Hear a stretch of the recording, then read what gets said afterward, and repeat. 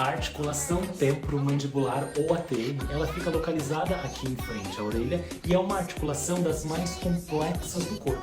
Ela serve e ela faz dois movimentos, de rotação e translação, servindo para abrir a boca, movimentar a boca, para gesticular.